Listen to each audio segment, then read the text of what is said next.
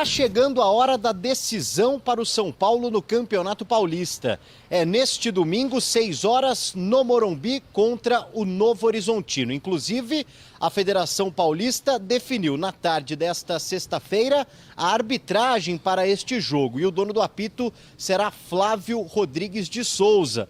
São Paulo que vem passando por algumas polêmicas com relação à arbitragem neste Campeonato Paulista. Inclusive, nesta semana fez um acordo com o TJD-SP para livrar alguns atletas que poderiam ser suspensos aí por conta da confusão ainda no vestiário do Morumbi no clássico contra a equipe do Palmeiras. Caleri, o próprio Wellington Rato, que segue machucado, e também Rafinha, capitão do time, se livraram da suspensão. Mas o São Paulo ainda trata com mistério a presença de Caleri entre os relacionados e também entre os titulares para o duelo deste domingo, já que o atacante ficou ao longo da semana tratando o rompimento de um cisto de Baker na perna e por isso ainda é dúvida para a partida. Existe sim um certo otimismo para que Caleri se coloque à disposição do técnico Thiago Carpini. Mesmo assim, o São Paulo inscreveu o atacante André Silva,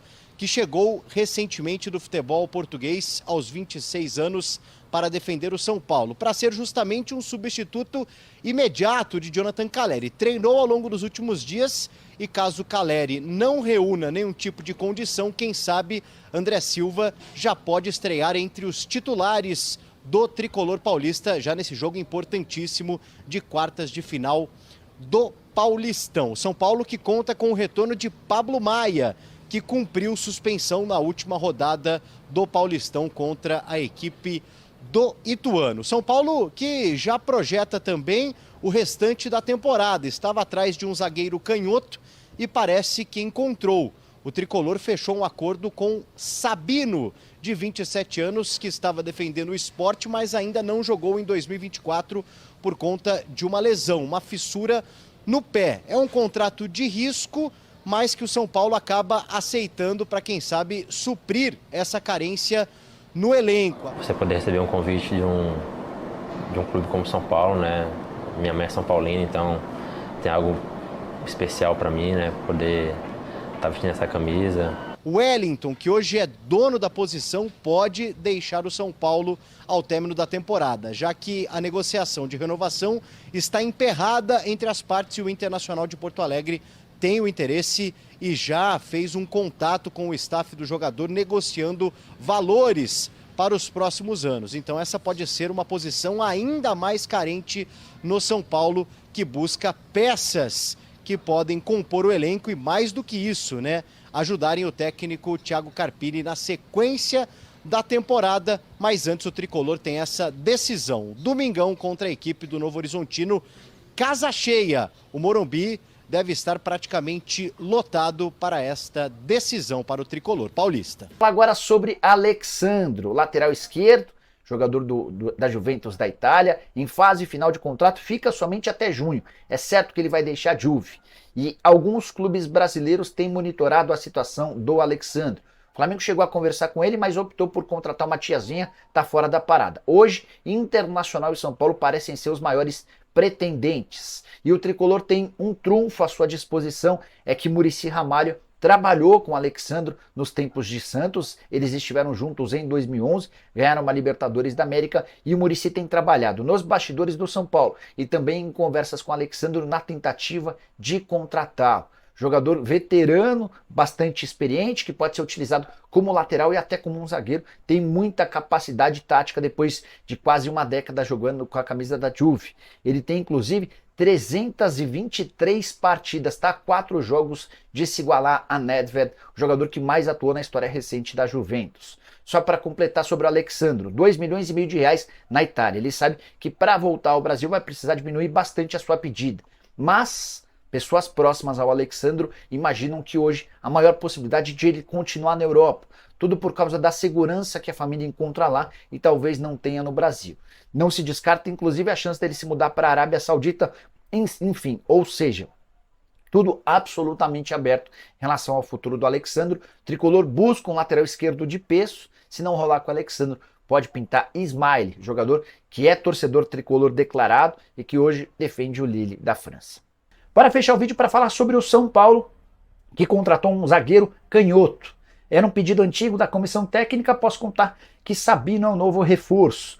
Zagueiro de 27 anos de idade, havia atuado nas últimas 3 temporadas com a camisa do Sport. Jogador que surge no Santos, não faz grande sucesso, vai para o Curitiba até que se muda para o Leão. Não termina a temporada passada jogando por conta de uma fissura no pé. Ele teve uma lesão por estresse, precisou passar por cirurgia e ficou de fora dos 5 jogos finais. Algumas semanas atrás, sem conseguir voltar a jogar por causa dessa lesão, o Sabino procurou os dirigentes do Sport e propôs uma rescisão de contrato de forma amigável, e isso ocorreu e ele passou a ficar livre. E se acertou nessa sexta-feira com o São Paulo. Ele pode ser inscrito a qualquer momento, mas ainda vai depender de algum tempo para terminar esse processo de recuperação. O São Paulo assinou um contrato de risco com o atleta. 3 meses de duração. Se o Sabino mostrar que tem condição de jogar, esse contrato será prorrogado até dezembro. O salário também está condicionado ao número de partidas. Enfim, o São Paulo corre pouco risco para contratar esse atleta, que conta com o aval de Muricy Ramalho. Foi o Muricy quem bancou junto ao Carpini a chegada do defensor canhoto, que disputou 58 jogos e marcou 7 gols na temporada passada com a camisa do Leão. Em relação ao lateral esquerdo, o São Paulo segue atento às opções do mercado, mas alega que deve chegar alguém para essa função apenas na metade do ano. Suponho que venha alguém do exterior. Será que pode ser o Ismail? Você gosta dele? Use o espaço para comentários, não esquece de deixar like, de se inscrever. Gols, ele bate pênalti, enfim. São Paulo acertou com ele um contrato de produtividade que deve ser de 3 meses, tá? Um contrato bem curto. Ainda estava nos finalmente a discussão se ia ser em 3 ou 6 meses, mas a tendência é para 3 meses de contrato de produtividade, e vai ser um teste. Vai ficar lá no São Paulo, vai treinar com o Carpini, vai estar ali à disposição, não para o Paulista ainda, mas vai ficar à disposição do Carpini, e vai ser um teste para ver se consegue ser esse zagueiro canhoto que o São Paulo tanto busca e tinha dificuldade de encontrar no mercado. Então o Sabino, zagueiro ex-Sport que estava livre, é o novo reforço do São Paulo. Ele pode ser inscrito para o brasileiro porque a janela fechou, ele está sem contrato. Qual é a brecha para inscrever? Ele estava livre, né, PVC? Ele estava livre sem contrato, e aí você contrata um jogador que estava em vínculo, você pode inscrever. No Paulistão, se eu não me engano, já fechou as inscrições. Sim. O São Paulo trocou o André Silva, mas essa janela era uma janela que também já fechou. Então o pessoal fala, mas pode fazer ainda a mudança, essa janela já foi. Então o São Paulo inscreveu o André Silva na vaga do Nestor, e aí o Sabino vai ficar em treinamento lá, vai ficar à disposição do Carpini para os próximos jogos e vai ser inscrito provavelmente no Brasileirão, se passar nesse teste aí de produtividade, né? Um contrato, pelo que a fonte me falou, totalmente de produtividade. Como bem lembrou aqui o nosso grande produtor André Lucena, ele fez 2 gols do São Paulo no ano passado no Morumbi, na volta da Copa do Brasil. Você acha que é um bom nome, PVC, nesse momento para o São Paulo? Eu não me convenço muito com o Sabino, não. Acho o zagueiro pesado, acho o zagueiro que não é rápido, mas, enfim, vamos ver. Sabe que zagueiro pesado que veio do Sport para o São Paulo lembra Marião. Marião é um zagueiro que era um zagueiro gordo, na verdade. O Marião era um zagueiro gordo, Sabino não. Sabino não é um zagueiro gordo, só um zagueiro que não é rápido como era o Beraldo, mas a preocupação é da saída de jogo. Acho que vai jogar pouco. Vamos ver o que vai acontecer na chegada dele. Boa. Éder, parabéns pela sua primeira sirene aqui de primeira, que seja a primeira de muitas notícias em primeira mão para você. Daniel Peçanha está falando aqui, parabéns, notícia nota 6. Quero estender essa pergunta para os São Paulinos do chat. Gostaram ou não desse nome? Éder, obrigado pelas informações, bom trabalho por aí. Valeu, Dami, PVC, pessoal, até a próxima. Tchau, tchau. Valeu, Éder. A gente chama o Rodrigo Matos agora, porque temos já o nosso quadro de finanças, mas antes temos Fla-Flu também, que vai definir o primeiro finalista do Campeonato Carioca neste sábado, 21 horas, horário de Brasília, no Maracanã. O Fluminense tem que vencer o Flamengo por 3 gols de diferença, se quiser passar, já que perdeu a ida por 2-0. Grande Samir Carvalho, Rodrigo Matos, quem volta de lesão e de suspensão e quem estará desfalcado nesse Fla-Flu? Bom dia, Domi, bom dia, PVC. Tem algumas mudanças aí no time, né? O Flamengo vai quase inteiro, voltaram a treinar Pulgar, Gabigol, Wesley, que estava com algumas questões, então o time está praticamente completo, só não tem o Gerson, que está naquela operação, um problema renal, que é uma coisa mais demorada. Então tem o time praticamente completo, deve ter mesma escalação do primeiro jogo, mas tendo a opção aí do Gabigol como reserva. No caso do Fluminense, vai ter mais mudanças, porque ele tem algumas contusões, né? O Samuel Xavier continua contundido, o Thiago Santos está suspenso, né? Porque foi expulso no primeiro jogo. Também não tem o Marlon. Então tem problemas aí para a zaga. O Fernando Diniz, capaz de usar o Felipe Melo e o Manuel, talvez. Mas tem a volta do André, que é uma boa notícia para o Fluminense, obviamente, um jogador muito importante. E o Fluminense sentiu falta porque teve um meio de campo muito exposto no primeiro jogo, né? Acabou que o Flamengo dominou o jogo ali no meio de campo. Então eu acho que essa volta do André é uma boa notícia para o Fluminense. Agora, é um quadro muito complicado para o Fluminense. Precisa ganhar de 3-0 do Flamengo, sendo que o time do Tite não tomou nenhum gol na temporada. Então, eu diria que há um favoritismo bem claro nesse caso aí, apesar de ser um clássico, para o Flamengo se classificar para a final. O PVC, foi um gol, né, no Campeonato Carioca ou nem isso? Mas o gol foi sem ser o time do Tite. Era o time reserva. O Tite. Isso. Diga. Como é que o Fluminense vai fazer para fazer 3 gols nesse time que não tomou nenhum gol? Por favor, JP, roda a vinheta.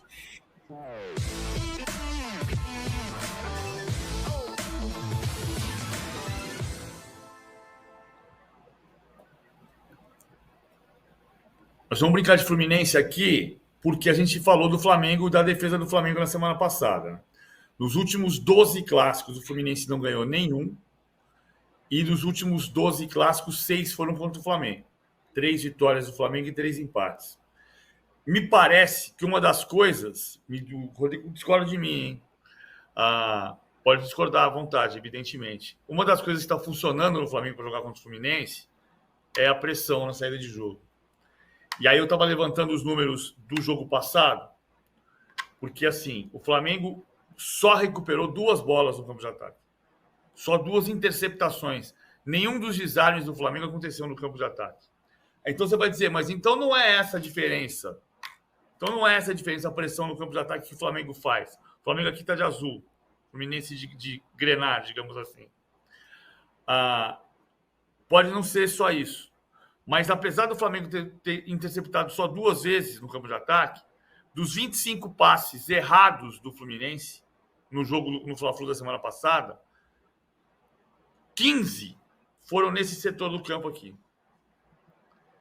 15 de 25 passes errados do Fluminense no jogo foram na saída de bola. Então, quando você pressiona e dificulta que o Fluminense faça aquele jogo, que até o Manchester City teve dificuldade de controlar, superioridade numérica, 4 contra 1, 4 contra 2, e a bola ultrapassa a primeira pressão, o Flamengo pode não recuperar aqui, mas o passe sai errado para a lateral, o passe sai errado para recuperar no campo de ataque, o passe devolve a bola para o Flamengo. Primeiro ponto que o Fluminense precisa resolver para tentar fazer o que fez no ano passado, que a última vitória foi 4-1, mas tinha sido 2-0 para o Flamengo, o primeiro jogo da final do ano passado.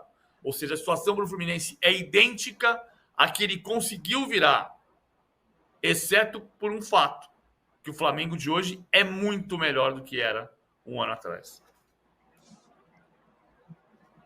Não discordo não, PVC. Na verdade, o Flamengo sempre, quando parou o time do Fernando Diniz, foi marcando pressão. Com o Vitor Pereira foi assim, com o Sampaoli na Copa do Brasil também foi assim. Eu concordo contigo que a diferença é que o Tite marca a zona, né? Então ele, claro, que quer roubar a bola ali na posição na frente, mas o principal é impedir o Fluminense de jogar. O Fluminense não conseguiu jogar no primeiro jogo. E ao negar o jogo ao Fluminense, ele domina o jogo, porque ainda que ele não recupere exatamente na intermediária ofensiva, ele tem a bola quase o tempo inteiro para voltar para cima do Fluminense, né? E aí o Fluminense, sem conseguir jogar, acaba o Flamengo ter tido várias chances ali de gol, né? É um jeito de marcar pressão um pouco diferente do que foi com o Vitor Pereira e o Sampaoli, que também foram bem, pelo menos em 3 jogos, né, contra o Fluminense. Aqui na nossa enquete, quem passa para a final? Flamengo e Vasco, 43%.